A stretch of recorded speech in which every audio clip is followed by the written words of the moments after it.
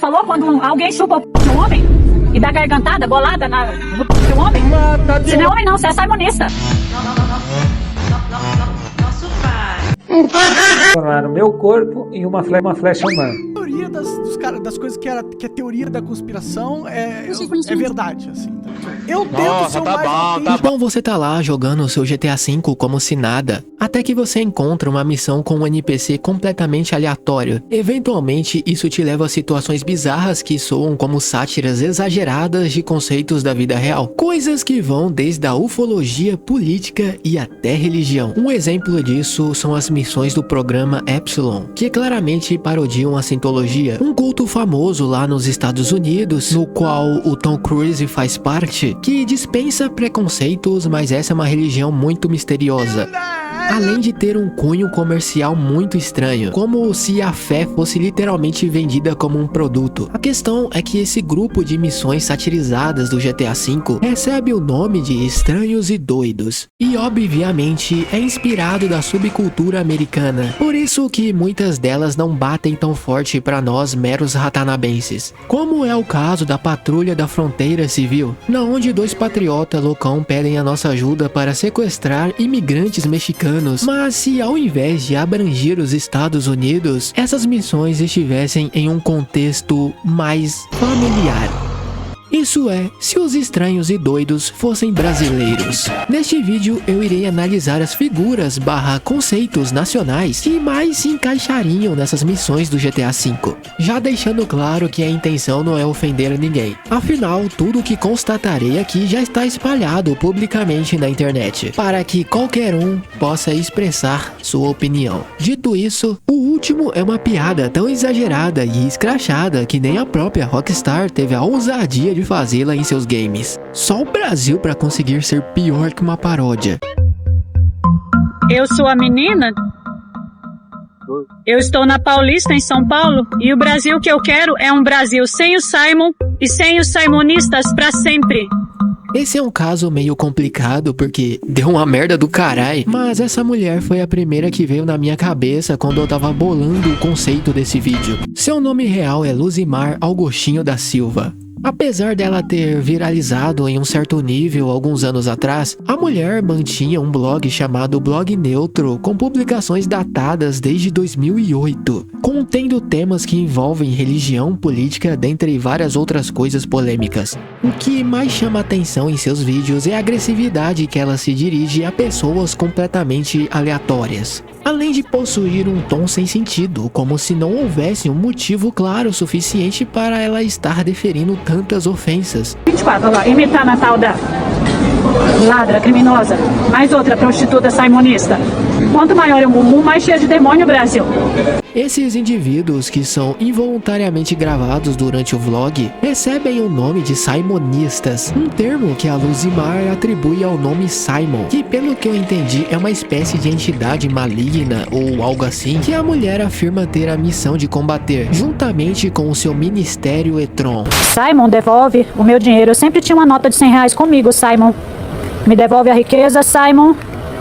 Me devolve o dinheiro, Simon. O Simon está proibido de conversar com governantes dos Estados Unidos, governantes do mundo, e o Simon terá que conversar somente com pessoas pobres. O vampirismo é castigado, mulher vampira, gente que defende o vampirismo. Ó, Brasil, essas pessoas usando camiseta do Batman, tá defendendo mal, é ladrão que ajuda eles a roubar e matar brasileiro. Tem 200 milhões pra morrer.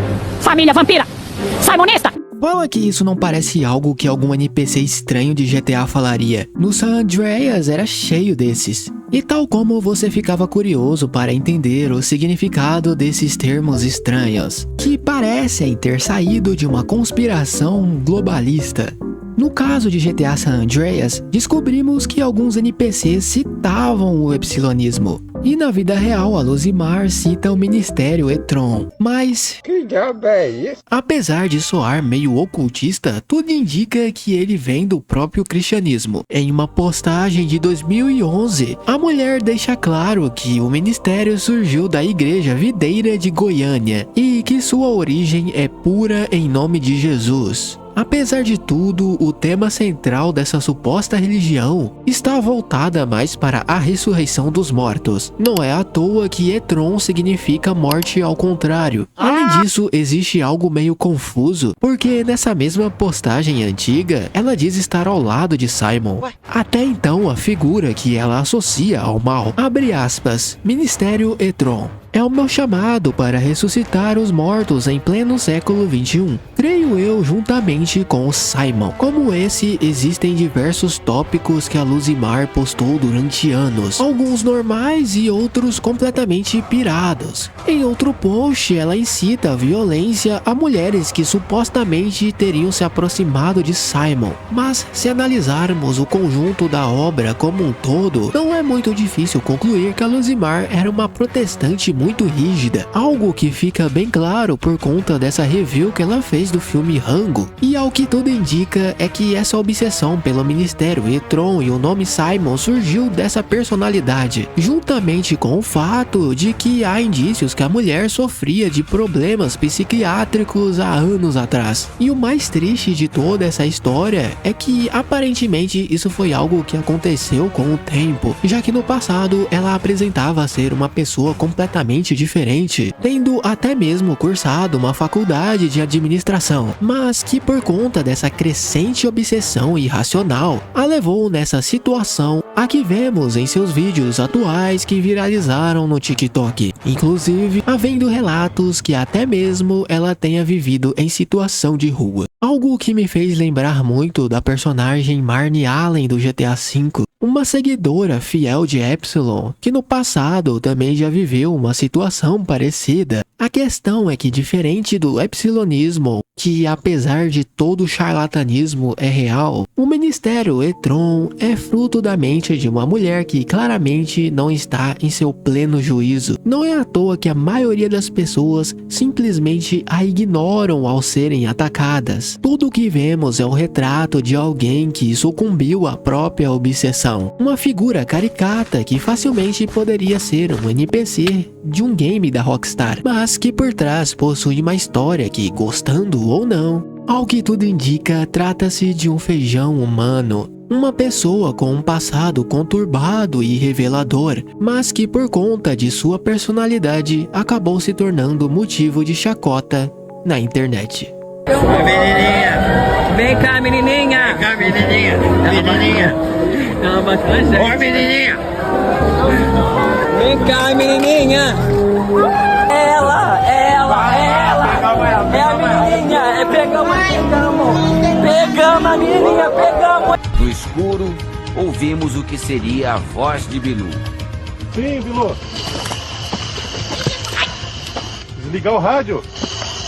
Tá, vou desligar. Esse, com certeza, foi um dos casos mais absurdos que já aconteceram no Brasil, não pelo grau de bizarrice, mas pelo nível de galhofa. Muitos já devem estar imaginando que o ET Bilu combina perfeitamente com as pautas ufológicas de GTA V. No entanto, eu acredito que ele combina muito mais com a missão do Pé Grande. Uma pessoa que se disfarçou de um criptídeo por algum motivo, mas que acabou se fudendo. Bilu não é muito diferente disso. Para entendermos melhor essa figura, temos que primeiro analisar o que está por trás. A Associação Daquila Pesquisas, liderada pelo polêmico Urandir Fernandes de Oliveira, só um dos maiores ufólogos que já existiu nesse país. No entanto, o que fez muito jus àquele meme do Jacan. Você é vergonha da profissão! Tudo aconteceu na cidade de Corguinho, no interior do Mato Grosso do Sul, bem na sede da associação. Desde muito tempo, Urandir já afirmava ter entrado em contato com seres extraterrestres, até que um dia ele resolveu levar isso a público, contactando uma emissora a nível nacional, a TV Record. Amada pelos crentes e odiada pelos gamers, foi no Domingo Espetacular que a reportagem foi lançada, em pleno ano de 2010, quando a internet ainda não tinha tanta força. Ou seja, isso com certeza deve ter enganado meia dúzia de candango. Mistério e polêmica no interior do Brasil. Você vai conhecer agora a comunidade que afirma estar em contato com seres de outro planeta. A matéria gira em torno do falatório de uma comunidade local, que garantem que os extraterrestres lhe atribuíram a missão de construir uma cidade tecnológica e avançada que busca salvar a humanidade de alguma forma. No entanto, o que realmente importa acontece durante a noite, na onde os jornalistas são levados para um matagal escuro e fechado. Através das árvores, escondido na escuridão, uma voz fina e aguda surge. E rapidamente é identificada a silhueta do que supostamente era para ser um alienígena. Ele se mostra hostil e prefere permanecer nas sombras, mas apesar disso, ele se comunica perfeitamente em português e, além disso, dá conselhos. O que nos leva a crer que provavelmente ele também é um dos primeiros coaches do Brasil. Qual a sua mensagem para a Terra, Bilu? Apenas que busque conhecimento. O contato foi de pouco mais de 10 minutos. A distância permitida não foi suficiente para imagens de melhor qualidade. Bilu diz que está cansado e desaparece na escuridão. A TV Record, já temendo que a audiência ia cair pra cima dela por conta dessa merda, não pensou duas vezes e já chamou um especialista para desmentir a parada na mesma matéria. Existe uma pessoa com alguma coisa colocada na cabeça. Pra mim, essa imagem aqui é a melhor imagem de todas, né? Mata a questão do... É óbvio, né? Que tem uma pessoa aqui embaixo. Este engenheiro, estudioso da ufologia, concorda. Não tem como associar isso a alguma coisa real, né? Tá muito caricaturado, né? A vozinha fininha, né? A distância, principalmente esses olhos piscando. Não assume esse BO. Tudo indica que quem estava no mato aquela noite era um funcionário de Urandir, ou ele próprio, quando não estava perto das câmeras. Além disso, eles utilizavam uma espécie de transmissor que emulava uma voz fina e infantil à distância. Com a ajuda de câmeras térmicas e uma análise auditiva, tudo isso foi comprovado. Aquele alienígena escondido na vegetação não passava de um ser humano adulto agachado. Não que seja muito difícil de perceber isso. Então, apesar da tentativa, Urandir e sua sociedade alienígena nem sequer causou medo na população nos anos que se passaram. Ainda assim, é estranho achar que um cara conseguiu convencer várias pessoas que elas possuíam uma dádiva alienígena em Corguinho, interior do Mato Grosso do Sul. No ano 2000, Urandir foi acusado de vender ilegalmente os terrenos em Corguinho. Ele foi indiciado por estelionato e falsidade ideológica. Agora todas as peças se encaixaram. Apesar do ET Bilu ser uma farsa, aquele lugar existe, ou pelo menos já existiu. Construíram casas e monumentos esquisitos, possuíam um centro de pesquisa e toda uma subcultura voltada à ufologia. Corguinho provavelmente seria uma cidade isolada em algum mapa de GTA, que com certeza nos chamaria a atenção. Vai me dizer que tu não ficou curioso para entender aqueles desenhos estranhos que os hippies faziam em seus acampamentos? Porém, na vida real, Urandir se tornou um dos ufólogos mais suspeitos do ramo. Mas é inegável que o ET Bilu construiu o seu legado na cultura popular brasileira, sendo lembrado toda vez quando o assunto é ufologia, principalmente para enfatizar o charlatanismo que esse assunto pode envolver, e algo que tinha o potencial de ser um dos maiores mistérios nacionais. Assim como o Sasquatch em GTA V, no fim das contas, se tornou um grande sinônimo de piada. Ai, pá, vai te lascar, fé da puta. Como é que os caras vão acreditar que tu é um extraterrestre? Não precisa. Só pra não. Tá. Eu acredito que eu tenho um chip na cabeça. Eu falo isso, mas ninguém, Tudo bem, ninguém mas a acredita pergunta, em mim, tá ligado? Beleza, eu vou tomar como verdade, eu acredito. Aí eu começo a ficar preocupado, irmão, se você é capaz de suportar ou não. Cara, porque é o seguinte, se eu já acredito, eu tô suportando. Eu acredito que o Monark seja o brasileiro que mais se encaixe nesse conceito de estranhos e doidos, justamente porque através dos anos ele adquiriu o arquétipo do conspiracionista loucão das ideias. É aqueles típicos caras que vivem espalhando teorias sobre o mundo, mas nunca conseguem provar absolutamente nada. Eu acho que essas vacinas que eles deram pra gente tinham nano-robôs. Então pronto. Eu acho que eles conseguem Eu acho que eles conseguiram colocaram partículas que têm certas ressonâncias com certas ondas que faz com que eles consigam saber o nosso corpo onde ele tá, quando tá se mexendo milimetricamente possível. Esse tipo de personalidade sempre foi muito satirizada pela Rockstar, não apenas no GTA, mas em outros jogos também. Red Dead 2, por exemplo, é lotado de gente assim. Foram de falas infelizes, ensaios viajados e o apoio a causas polêmicas como a liberação da cannabis, que a fama do youtuber foi construída, pelo menos em sua fase atual, porque como todo mundo sabe, nem sempre foi assim. Em 2011, ele foi um dos pioneiros do conteúdo gamer no Brasil, sendo um dos primeiros youtubers brasileiros de Minecraft da plataforma. No entanto, com o tempo, ele deu uma desaparecida e virou apenas uma lembrança na comunidade daquele joguinho quadrado. Seu retorno ocorreu no ano de 2018, através de um novo e inédito formato de conteúdo no Brasil, os podcasts. O programa recebeu o nome de Flow Podcast e se tornou um sucesso nos meses seguintes, alavancando a criação de vários outros programas semelhantes. Monark não era mais apenas um indivíduo conhecido pela metamorfóbica comunidade de Minecraft.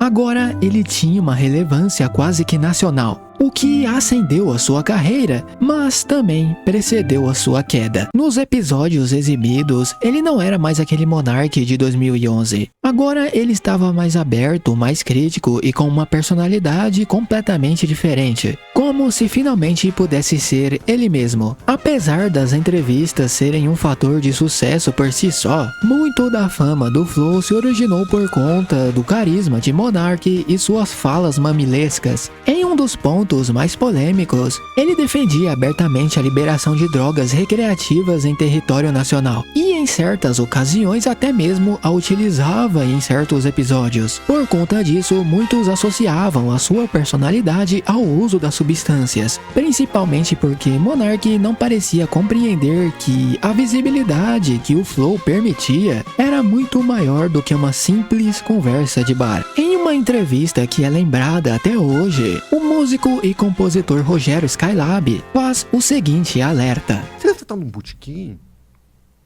eu tô conversando com você, a gente fala qualquer coisa. Sim. Mas aqui não, aqui é um programa... A gente não gosta disso, na verdade, Sky. Agora a gente gostaria que aqui fosse uma conversa de botequim. Mas não é um botequim.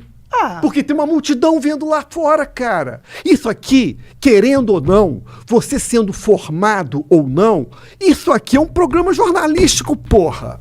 Oh my god, hi! You look like Hitler, but hi!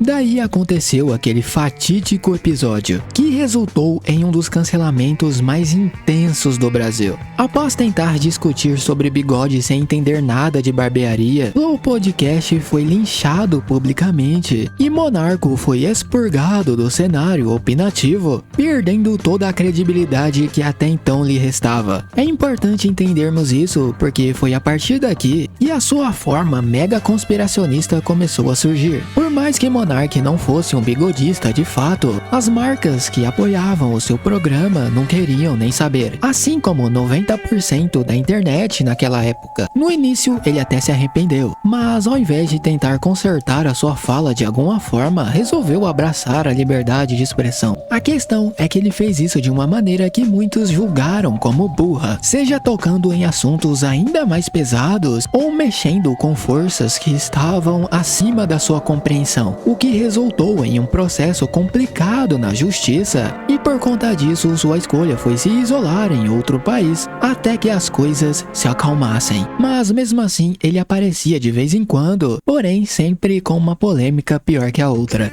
E à medida que o tempo se passava, Monark foi cada vez mais se tornando uma caricatura de um personagem malucão que só poderia ter sido criado na ficção. Quando o fogo abaixou, ele finalmente resolveu voltar para casa. Agora ele assume seu verdadeiro nome, Bruno Ayub, na tentativa de talvez esquecer os fantasmas do passado, mas agora diferente de antes. Por mais que ele tente, é impossível levá-lo a sério. Tribo de macaco, cara, acontece isso. Tem os Benom, tem macaco homossexual, tem peixe homossexual.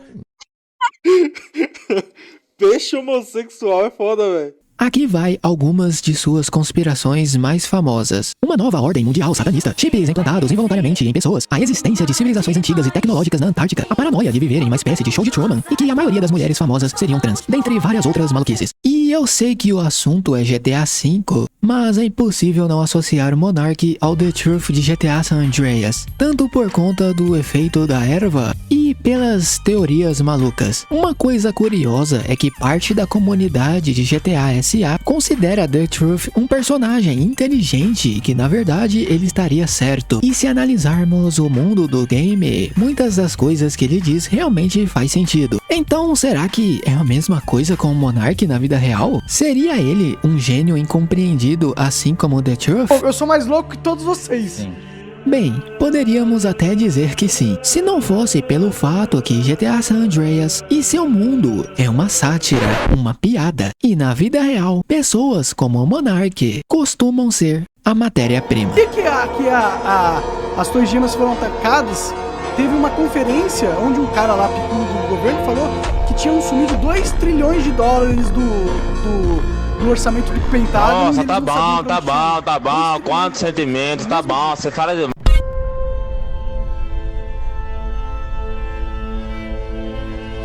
Qual o objetivo do projeto? Transformar o meu corpo em uma flecha humana. Eu tenho que confessar que, de todo mundo da lista, esse aqui era o único que eu não fazia ideia da existência. O único motivo para ele estar aqui é que eu queria encontrar alguém que combinasse com o conceito daquele doidão viciado em adrenalina. Eu resolvi pesquisar os atletas, ou sei lá o termo que usa para isso, mais insanos do Brasil, e apareceram vários, mas o Luigi Cani é o que fez mais loucuras, por assim dizer. Ironicamente, ele é a pessoa mais normal de todos que eu vou citar aqui, pelo menos mentalmente falando. Às vezes não. Não que o torne melhor ou pior, já que aparentemente ele é patrocinado por casa de aposta. Aí não dá, né? Perdeu muita moral ou aura, dependendo da sua idade. A parada é chata. Mas agora falando sério, Luigi é o maior paraquedista brasileiro em feitos fisicamente absurdos, colecionando várias loucuras nesse sentido. Ele já pulou para dentro do Grand Canyon, saltou de moto da ponte do rio Niterói, já saltou com o menor paraquedas do mundo e já bateu o recorde mundial de velocidade em queda livre, marcando 552 km por hora. Ave Maria! Além disso, ele foi o primeiro brasileiro a entrar em uma aeronave em movimento durante a queda livre. Já voou com aquelas roupas inspiradas naqueles esquilos voadores entre as torres Petronas na Malásia e já fez a mesma coisa quase colada em um caça-jato. Nossa! No entanto, o seu feito mais inédito ocorreu em 2021, em cima de um prédio de 281 metros em Balneário Camboriú, um lugar típico para um salto comum, mas para uma pessoa como Luigi, uma atividade completamente absurda e aleatória, o de transformar o próprio corpo em uma flecha. Os caras literalmente desenvolveram um mecanismo metálico em formato de arco que lançaria horizontalmente o paraquedista em uma velocidade de 55 km por hora. Por mais que pareça uma coisa meio simples perto das coisas que ele já tinha feito, imagina a força e o atrito necessário para lançar o corpo de um ser humano como um mero dardo. Justamente por isso ele se preparou fisicamente antes e treinou ainda mais a sua aderência à força G. Em altas atitudes e velocidades, a força gravitacional é capaz de fazer um ser humano desmaiar em uma fração de segundos. E se isso ocorre com Luigi em pleno ar, com certeza o resultado não seria lá muito interessante.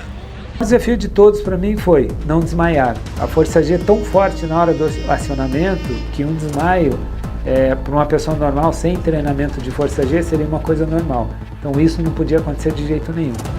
Além disso, ainda vários outros desafios sérios, que era não lesionar o tornozelo, não lesionar o joelho, não lesionar a lombar, não lesionar a cervical. Todos esses foram desafios grandes. Apesar de todos os desafios, o cara conseguiu fazer a proeza. A carinha dele.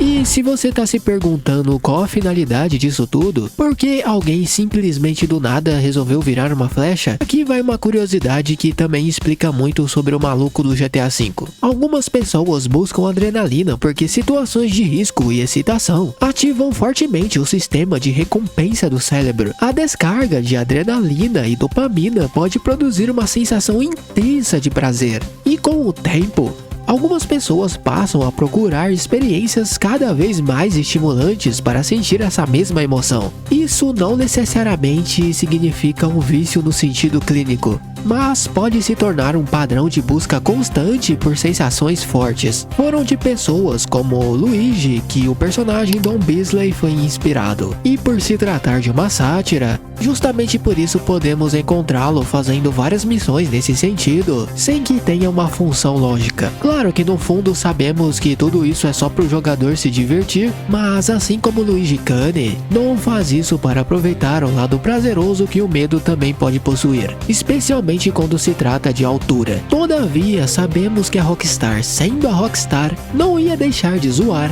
algo que para a maioria das pessoas realmente soa como loucura.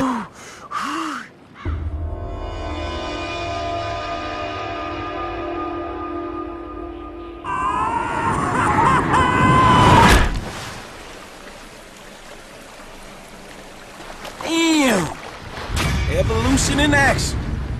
That crazy ass fucking fool. Dobras este dedo. Ánimo. Olha aqui, ratinho. Mostra teu poder. Eu não vou mexer no dedo dele porque ele é um dedo imundo. Eu sei onde é que ele anda metendo esse dedo. Portanto, por esse motivo, eu não vou mexer no dedo dele. Agora eu queria, ratinho. Encontrar um conceito dentro do GTA V que se equipare a isso é até loucura. Até porque nem a Rockstar se atreveu a fazer o que esse maluco fez. Uma piada escrachada de uma figura religiosa real. Por conta disso, é impossível não associá-lo ao termo estranho e doido. Principalmente tratando de Brasil. O único game que eu acredito que conseguiu tocar nesse assunto de uma maneira satirizada foi Cyberpunk 2077. E se você ficou curioso em saber como, escreve aí nos comentários que eu faço um vídeo. Mas a verdade é que o Henri Cristo é uma figura que consegue ser ao mesmo tempo polêmica e galhofada, ao ponto de que nem os cristãos conseguem ter raiva e nem a piada consegue ter graça. O que nos faz pensar que talvez o homem por trás do personagem tenha perdido sua própria identidade e realmente acredita em toda essa paranoia. A única coisa que explicaria o fato de estar com o pé na cova e ainda assim continuar com essas ideias. Os ignorantes zombando de mim?